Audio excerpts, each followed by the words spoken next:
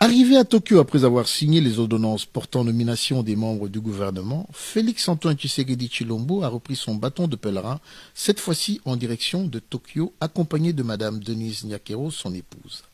À leur arrivée, il était midi dans la ville capitale du Japon. Il a été accueilli par Maître Eberhard Kolongele, son directeur de cabinet adjoint, ainsi que par l'ambassadeur de la RDC au Japon, Monsieur Didier Ramazani Kitima, qui avait à ses côtés quelques conseillers qui avaient précédé le président de la République dans la capitale japonaise. En effet, Tokyo va abriter le 7e sommet du TICAD, qui est la conférence internationale de Tokyo pour le développement de l'Afrique. Tokyo, par ailleurs, est aujourd'hui une ville florissante qui n'apporte plus les séquelles de ce qu'a été ou ce qu'ont été les bombardements qu'elle a subis à la fin de la Seconde Guerre mondiale. À son arrivée à son lieu d'hébergement, le couple présidentiel a été chaleureusement accueilli par la diaspora congolaise du Japon. Immédiatement après, le chef de l'État a reçu en audience le président de la Japan Oil Gas Metal Corporation, JOGMEC. La JOGMEC est l'agence de financement du ministère de l'économie et de l'industrie du gouvernement japonais et a pour rôle de garantir les financements des entreprises japonaises désireuses de développer des projets miniers ou pétroliers dans notre pays.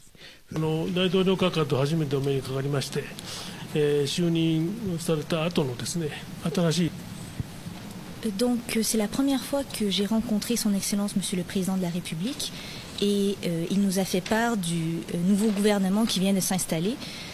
C'est ainsi qu'il nous a parlé du secteur minier qui est à développer. Donc nous avons parlé et échangé par rapport à cette passion de faire développer le pays et aussi de façon pragmatique quoi faire pour faire changer le pays.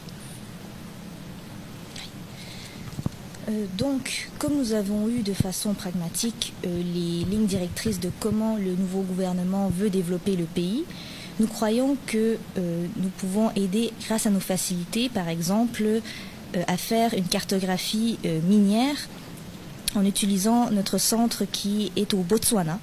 Donc, nous allons faire tous nos efforts pour avoir des communications concrètes et pouvoir agir en conséquence. Donc, il ne va sans dire que la République démocratique du Congo est un pays avec un secteur minier, avec un potentiel énorme. Il est vrai que le Japon, il y a de cela quelques années, avait investi dans le secteur minier. Bon, en ce moment, nous sommes dans la vision que vers un futur. Donc, nous pensons ramener ces investissements et créer une relation bilatérale plus forte que jamais.